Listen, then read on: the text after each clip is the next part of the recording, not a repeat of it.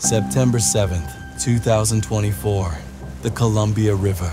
A Filipino seafarer plunges from the deck of a Norwegian cargo ship into the black churning waters below. The Coast Guard will later claim he was swimming, an activity strictly forbidden for crew members in active shipping channels. His body was found 6 days later, 50 miles downstream. The ship's captain files a report. The local sheriff closes the case as accidental drowning. Another tragic accident at sea. But there's one problem. The sheriff never received the Coast Guard report he supposedly based his ruling on. This Filipino seafarer, he's just one of approximately 100 who vanished under suspicious circumstances over the past 3 to 4 years. Welcome to the most lucrative murder machine you've never heard of.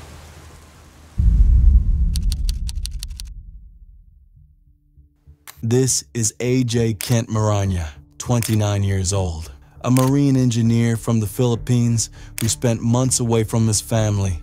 Like 400,000 other Filipino seafarers, he was the backbone of global shipping, moving 90% of the world's goods across oceans. AJ had no idea he was sailing into a conspiracy that reaches from recruitment offices in Manila to government agencies in Washington, D.C. A network so corrupt, so systematic, that Filipino seafarers have become disposable commodities in a multi-billion-dollar industry. And his death is just the beginning. The plight of Maranya is not a foreign thing to what the family of Michael Esgana is currently suffering. Ako po si Luisa Quiamco Esgana, asawa po ng isang missing seafarer na si Michael E. Esgana. December 8 po, nung nalaman kong wala na po siya. Kasi December 7 ng madaling araw, around 2:30 a.m. Kausap ko pa siya, sir. Hanggang alas 3, halos kalating oras na usap kami. Maganda yung bonding namin. Nag-uusap kami, nagkakamustahan kami, pati mga anak ko kausap niya. Then, alas 6 ng umaga, 6:48 or 7 a.m., nag-declare po ang kapitan na missing na po ang crew nila. So, nakarating po ang balita sa akin, December 8 ng hapon, ng alas 5 na po ng hapon. Nung time na nabalitaan ko po yun, nagulat po ako, hindi nakapagsalita. Michael Esgana's ship didn't turn back to search for him. The captain claimed it was office advice. 3 hours. That's all it would have taken to save a life. But cargo schedules don't wait for missing Filipinos. Sabi ko agad sa kapitan, sir, ano ho bang nangyari? Kasi sir, ang protocol ho ng barko, kapag may missing crew, is balikan po yung pinanggalingan. Ang ginawa ng kapitan, hindi binalikan, sir. Ang sabi kasi ng kapitan, that was the advice of the office na huwag nang balikan ang pinanggalingan. Ayun nga po, doon ako nag-insist ng power play, bakit hindi nila binalikan? Kasi sa loob ng 3 oras na nawala asawa ko, makikita pa sana nila yung asawa ko na baka lumulutang pa o makita pa yung body ng asawa ko. So sabi ko, bakit hindi nila binalikan? This is the pattern. When a seafarer goes missing, protocol demands immediate action. Turn the ship around, launch search boats, alert authorities. But in case after case, these life-saving procedures are ignored. Ang dami pong gumugulo sa isip ko eh. Kung ano talaga nangyari sa kanya. Akala ko po meron mga CCTV. Ang sabi po wala daw eh. Voice recorder lang po yung ano nila doon. Yun na nga po ang hindi ko maintindihan. Akala ko po meron. Kailangan pong pasensya, huwag mag-prejudge, huwag magsisihan, huwag mag-blame. And wala pong may gusto na may nawawala sa barko. But what if someone does want them to disappear?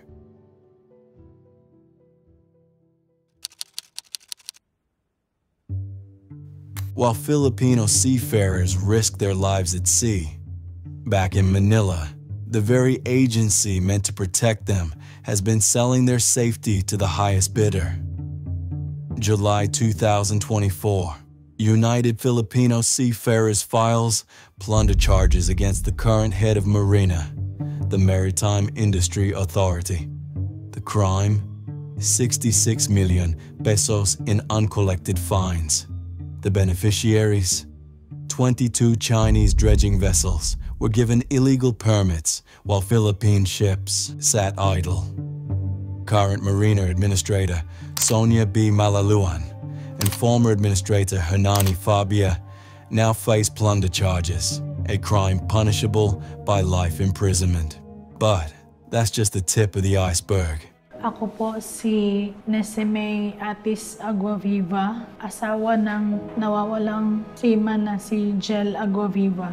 Hindi ko po alam kung ano yung gagawin ko kasi na-missing daw yung husband ko po sa barko. Hindi ako makapagsalita ng maayos kasi hindi ko maintindihan kung bakit mawawala at saan pumupunta. Nasa barko lang naman nagtatrabaho. While Netzi searches for her missing husband, Marina employees run a different kind of operation. 5 employees were caught blocking online appointment slots, forcing desperate seafarers to pay 5,000 peso bribes just to access services they're already entitled to.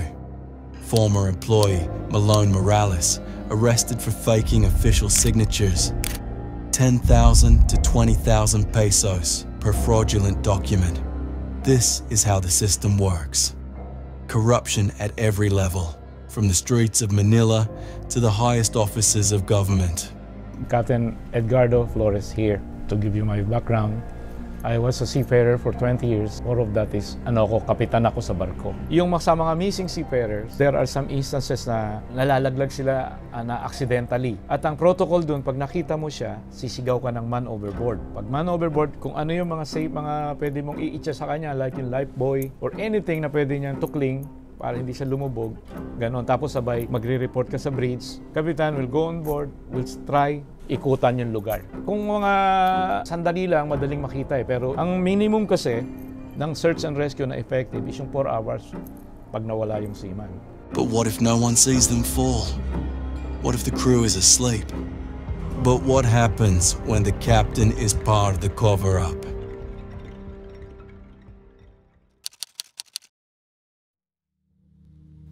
Here's a statistic that should terrify every Filipino family with a loved one at sea. 73% of the world's ships sail under flags of convenience, registered in countries that offer minimal oversight in exchange for registration fees.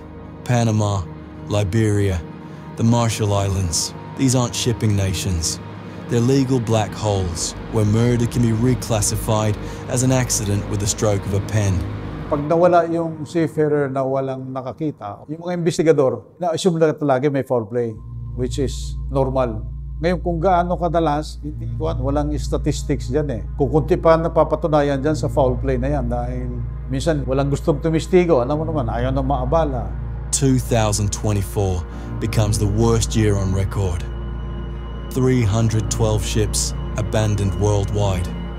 Over 3,000 sailors left to rot on decaying vessels. 273 of them are Filipino.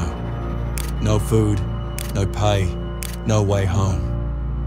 The UAE leads with 42 vessel abandonments, earning the designation Port State of Choice for Vessel Abandonments. Nearly half of these ships had no insurance coverage. Flag states often never respond when notified. This isn't negligence, it's design. So para sa akin, nasa ng puso mo. Pagdating sa mga bagay na yan, 'di ba? Ang sabi nga natin, ang mga marino ang silent heroes natin. Sila ang number 1 na dollar earner. Talagang malaki ang ambag nila sa ekonomiya ng Pilipinas. Pero ang tanong ko lang, bakit nangyayari sa kanila yan despite na meron silang mga benefits at sinasabi na ito, pagka ganito ang nangyari sa'yo, meron kang makukuha.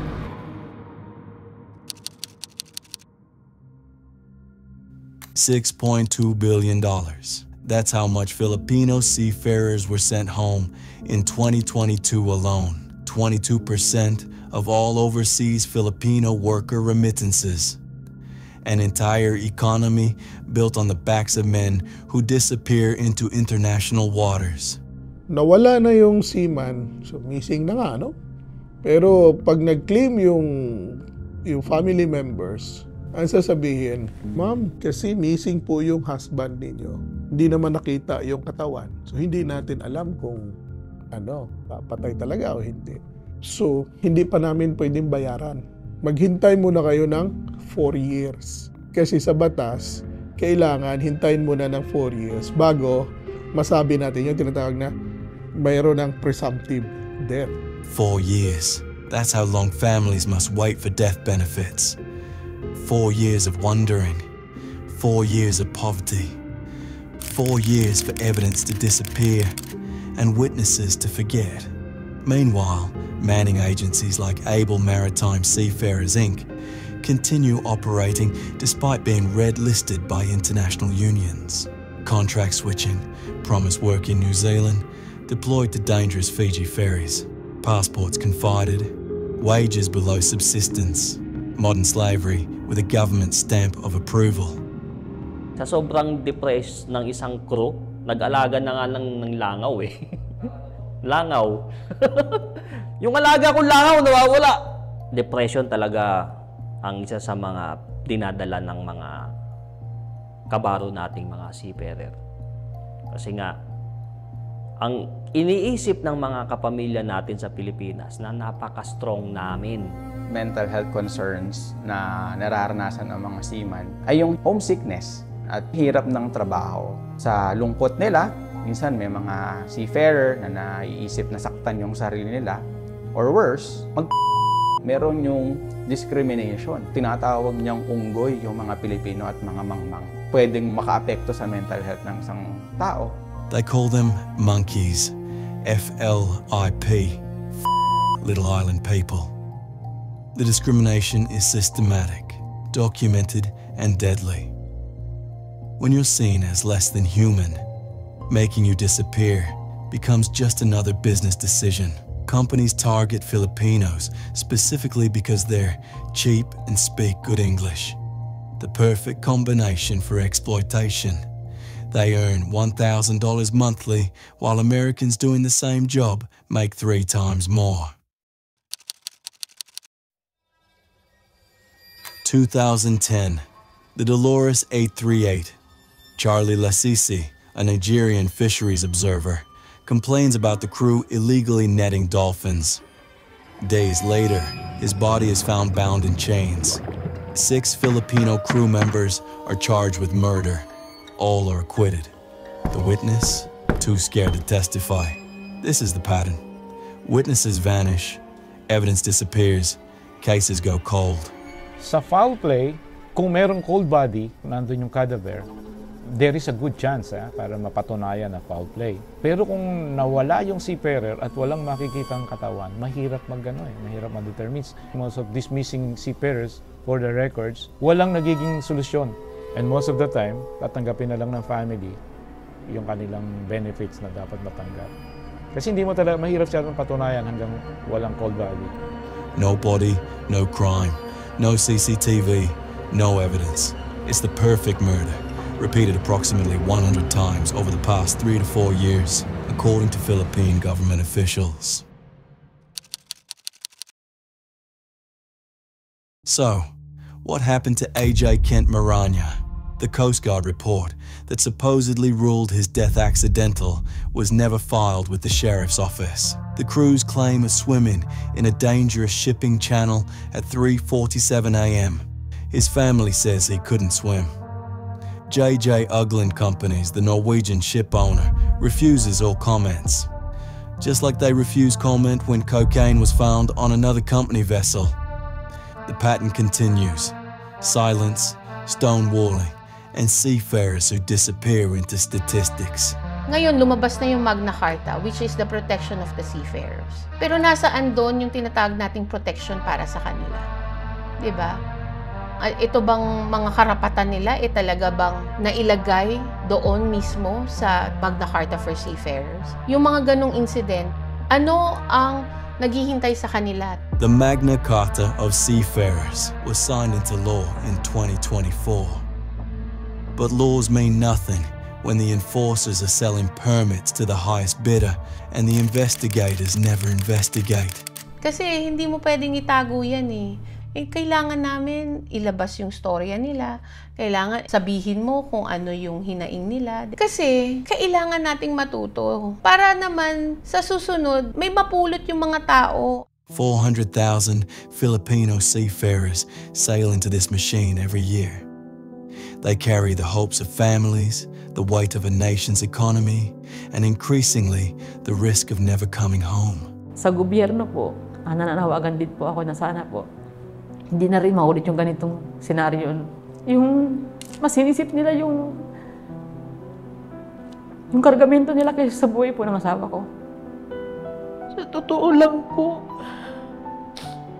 sa ngayon, medyo natatagalan ako sa investigasyon kasi gusto ko na po talaga siyang malaman kung ano nangyari sa kanya.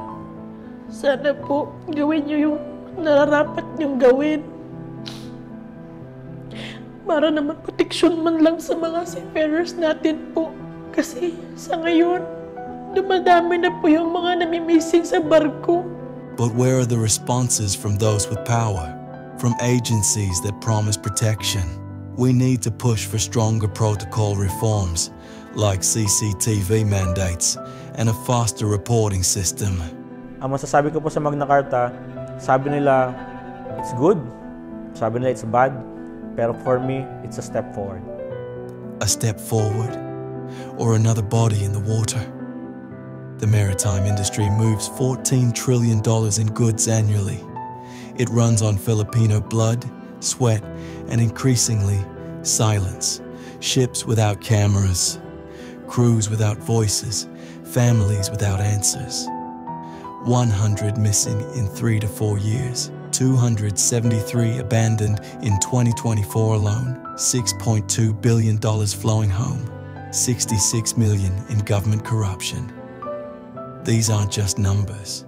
They're the price of disposable lives in international waters where no one is watching, no one is counting, and no one seems to care. Sa lahat po ng mga nanonood, tulungan niyo po ako. Ipagdasal na sana. Makita po yung asawa ko po. Sana po may mga sagot na po sa mga katanungan na nasa isip ko po. Wala na po akong ibang hihiling, yun lang. Sana umuwi yung husband ko po na buhay. Panawagan ko sa gobyerno, sana magkaroon ng konting tulong para sa mga ganitong pamilya na nangungulila sa nawalang asawa ko. This is not just a story of loss and unanswered questions. It's a story of thousands of Filipino families, of hopes carried across oceans, and of a nation built on the sacrifice of its seafarers. Behind every statistic is a mother, a child, a wife waiting for news that never comes. Each missing seafarer is a call for change in a system that too often moves slowly and offers little comfort.